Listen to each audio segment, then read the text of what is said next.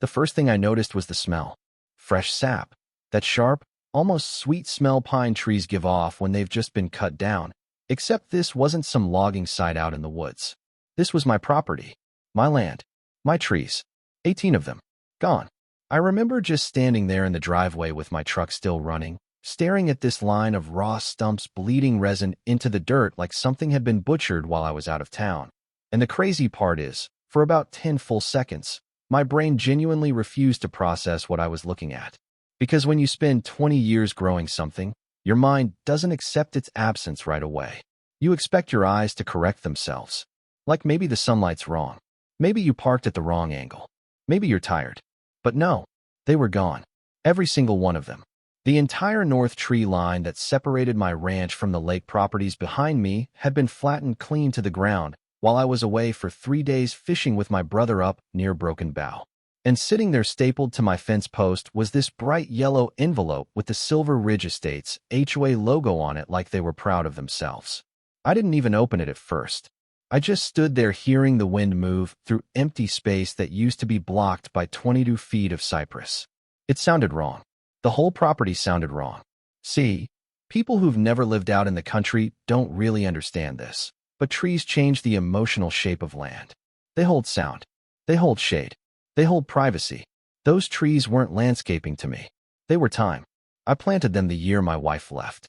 Back when the property was nothing but dry clay and fencing wire and one stubborn man trying to build himself some peace and quiet.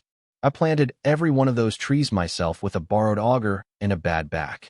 Watered them every morning before work for almost 2 months straight. Watched them survive droughts, freezes, 1 tornado scare, and 2 years of grasshoppers. And now there was nothing left but sawdust and sunlight pouring straight through to the lake behind my property. Straight into the giant glass windows of my neighbor's house. Which, funny enough, happened to belong to Cheryl Bannon, president of the HOA. Yeah, that's Cheryl. The woman who'd spent the last 4 years casually complaining about how my trees blocked the natural beauty of the shoreline. Every time she got 2 glasses of wine into her system at neighborhood gatherings. I finally opened the envelope standing right there by the fence. The letter was 1 page, full of legal language and fake politeness, claiming the HOA had exercised emergency wildfire mitigation authority under Article 8 subsection C of the community bylaws. According to Cheryl, my trees represented an immediate fire danger to neighboring homes, and due to the urgency of the threat, they had authorized removal while I was away. Then came my favorite part. They offered me $2,800 as a good faith reimbursement. $2,800 for 18 mature Arizona cypress trees that had taken over 2 decades to grow. I actually laughed. Not because it was funny, but because that number told me everything I needed to know. They thought I was going to get angry, maybe yell a little, maybe threaten a lawyer, then cash the check and move on.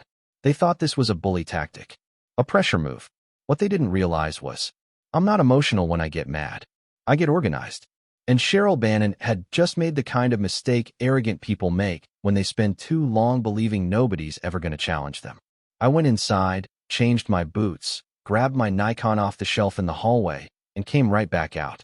Not my phone, the Nikon. Because cameras don't just take pictures, they timestamp mistakes. And standing there in that July heat, staring at 18 fresh stumps on my property, I had this strange calm settle over me. Like somewhere deep down, I already knew this wasn't going to end with trees. This was going to end in court. And honestly, I don't think Cheryl had the slightest idea what she'd just started. The next morning, I started building the timeline. Not because I had some grand legal strategy already figured out. Honestly, I was still too pissed off to think that far ahead. But I've spent most of my adult life working around contractors, survey crews, county inspectors, and one thing you learn real quick is this. People lie badly when paperwork exists. Especially confident people. Especially HOA people. So I walked that fence line slow, 1 stump at a time, taking photos from every angle imaginable. Wide shots, close shots, sawdust patterns, tire tracks, boot prints, resin leakage. I even photographed the shadows because the angle of sunlight helps establish timing if things ever get ugly in court. And trust me, ugly was coming. Around noon, my neighbor Walt rolled by on his ATV and slowed down near the property line. Walt was one of those older East Texas guys who always looked sunburned no matter the season, carried a permanent look on his face like he'd just heard something mildly disappointing about humanity. He looked at the stumps for a long second and just went, "Well, damn." That was it. That was the whole sentence. Then, after another pause, he added, "You know Cheryl had people over Saturday night, right?" I looked at him. "What kind of people?" He shrugged. "Board members mostly. Heard her laughing about finally getting her lake view back." And there it was. Not proof. Not yet. But motive. Real motive. See, Cheryl's house sat uphill behind my north fence line. Before the trees grew in, you could apparently see all the way across Blackwater Lake from her second-story living room. But over the years, my cypress line filled out thick enough to block most of that view. Personally, I never thought twice about it because it was my land. You don't buy lake scenery through somebody else's property. At least not where I come from. But Cheryl acted like the landscape itself owed her aesthetic satisfaction. And suddenly, every passive-aggressive comment she'd made over the years started replaying in my head. Those trees sure got tall. Must be hard keeping all that brush maintained. Shame the neighborhood can't enjoy more of the shoreline. Little comments. Harmless on the surface. The kind of comments manipulative people use to test boundaries before they cross them. By 3 o'clock, I was sitting in the office of a property attorney named Rachel Mercer over in Tyler. Tiny office. Old carpet. Coffee that tasted like burnt batteries. But Rachel had this calm energy I trusted immediately because she didn't overreact. Most lawyers try to impress you in the first 10 minutes. Rachel just listened. I handed her the HOA letter, the property survey, and a flash drive with the photographs. She read quietly for maybe 4 minutes before finally asking, "You still have the original purchase documents from when you bought the property?" I said yes. She nodded once. "Good. Because if your survey says what I think it says, they may have just trespassed 18 times with power equipment. Now, I need you to understand something about that sentence. Up until then, this still felt personal. Annoying neighbor. HOA abuse. Rich people entitlement. But the second Rachel framed it as trespass instead of dispute, the entire emotional gravity shifted. One word changes everything sometimes. Trespass means intent. Trespass means liability.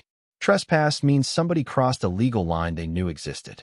Rachel spent the next hour comparing my original land survey against the HOA jurisdiction map attached to their bylaws. And halfway through, she leaned back in her chair real slow and smiled the way mechanics smile when they discover the problem is much worse than expected. "Well," she said, tapping the papers, "this is fascinating. Turns out the HOA emergency clause Cheryl cited only applied to designated community access areas, walking trails, shared landscaping, boat ramps, things like that. My north tree line sat nearly 14 feet outside HOA-controlled property, meaning Cheryl and the board had absolutely no authority whatsoever to touch those trees. None. Zero. And then things got worse for them. Rachel asked how old the trees were. I told her roughly 22 years. She got quiet again, started flipping through county code on her laptop. Then she looked up and said, "Caleb, did anybody ever tell you those qualify as protected heritage vegetation under Smith County Environmental Ordinance?" I just stared at her. My trees were what? She turned the screen around. Any tree over a certain trunk diameter on agricultural residential property required county authorization for removal. 16 of mine qualified. The civil penalties alone could hit 6 figures. I remember laughing again right there in her office, except this time it sounded different. Smaller. Sharper. Because suddenly this wasn't Cheryl bullying a neighbor anymore. This was Cheryl potentially detonating her entire HOA board over a lake view. Rachel started building the file immediately. Arborist evaluation. Preservation notice. Discovery requests. Contractor identification. And this is where Cheryl made the biggest mistake of the entire story. She kept talking. Most people destroy themselves because they cannot tolerate silence. 3 days after the preservation notice hit the HOA office, Cheryl called me directly. No lawyer. No witness. Just her. I answered while standing in the feed aisle at Tractor Supply holding a 50-pound bag of deer corn. She opened with fake warmth immediately. "Caleb, I just hate how ugly this whole thing has become." I leaned against the cart and said nothing. Silence makes dishonest people nervous. Sure enough, she kept going. She explained how difficult leadership was, how the board had responsibilities to the community, how wildfire risks forced hard decisions. Then she said the line that changed everything. Honestly, we waited until you were out of town because we knew you'd overreact emotionally if you were there during removal. I actually closed my eyes when she said it because I knew right then Rachel was going to have a field day with this woman. I kept my voice calm. Would you mind sending that explanation over email so I can review everything carefully? And Cheryl, God bless her arrogant little heart, said, of course. 2 hours later, Rachel and I were reading a full written confession in my kitchen. Cheryl explained the board had discussed my trees for months, mentioned scheduling around my fishing trip because the contractor had availability, confirmed they believed the neighborhood aesthetic outweighed individual landscaping preferences. Rachel printed the email and literally laughed out loud. This woman, she said, has the survival instincts of a raccoon in traffic. Then came the contractor records. The tree company folded almost instantly once lawyers got involved. They turned over work orders, invoices, internal notes, and buried inside the packet was a handwritten line from the crew supervisor, Cheryl on site at 6:12 a.m. Confirmed removal instructions personally.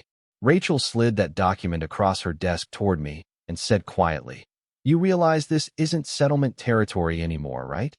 And honestly, I did. Because at some point the case stopped being about trees. It became about somebody in power deciding rules existed for other people, not for them. Cheryl thought money and authority insulated her from consequences. What she didn't understand was that documentation is like gasoline. Eventually, one tiny spark lights the whole thing up. And sitting there in Rachel's office watching evidence pile higher and higher across that conference table, I started realizing something strange. I wasn't angry anymore. Angry burns hot and fast. This felt colder than that. Cleaner.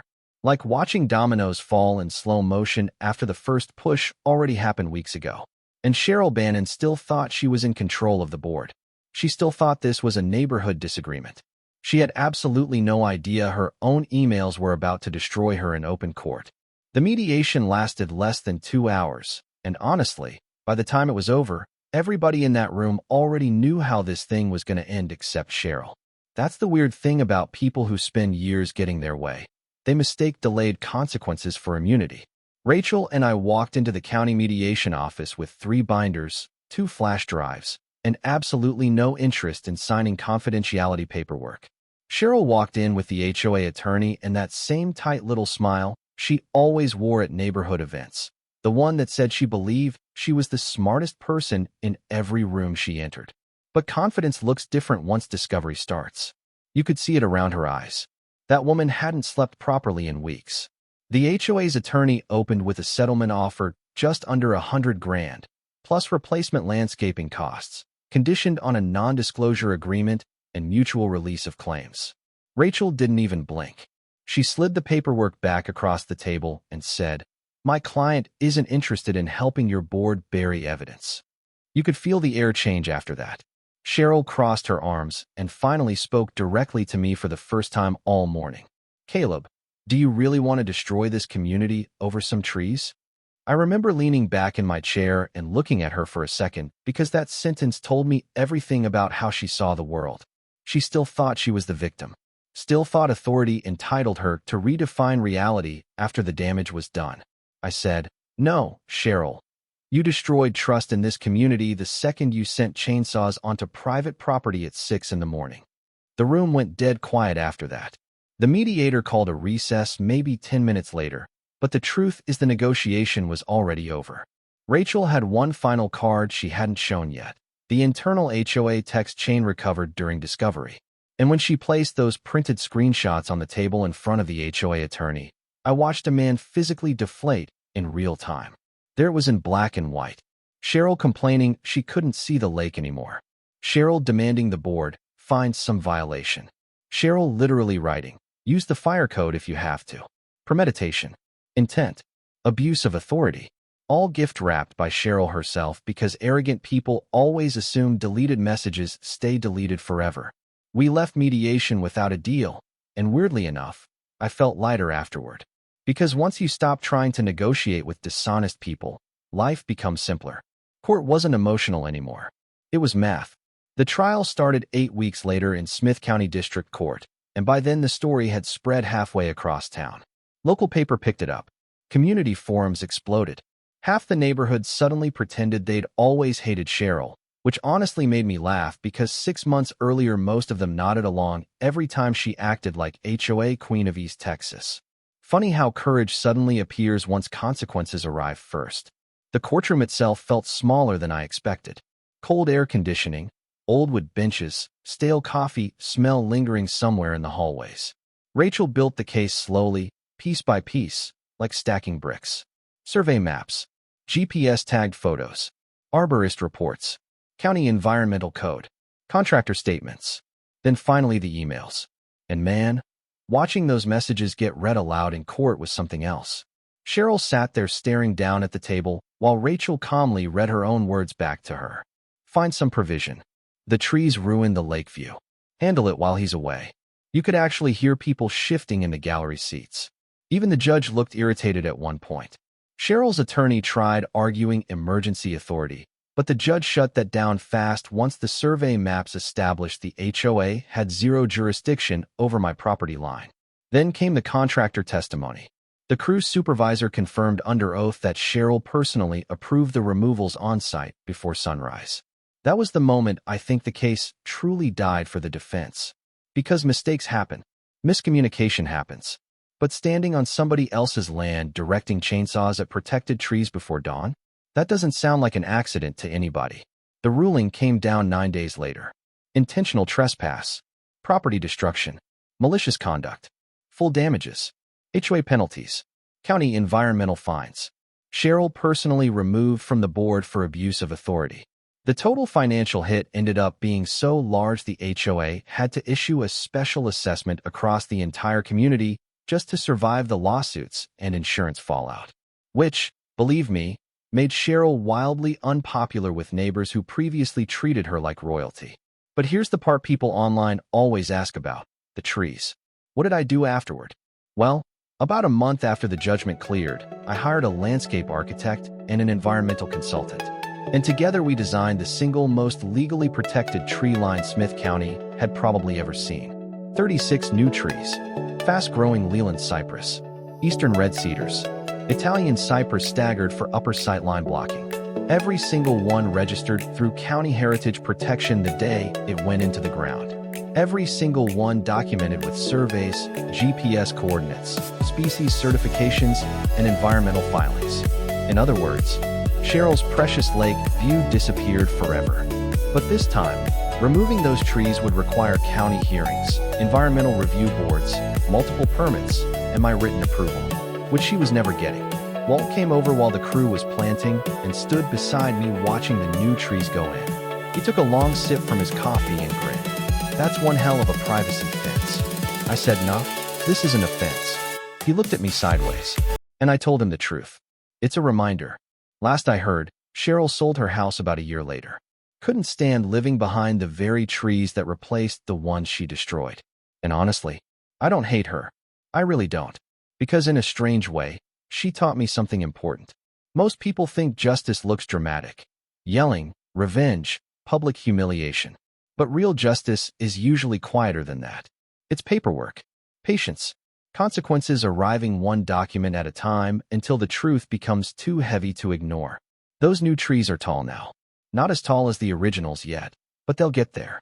And every time the wind moves through them at night, the property sounds right again. So now I'm curious what you think.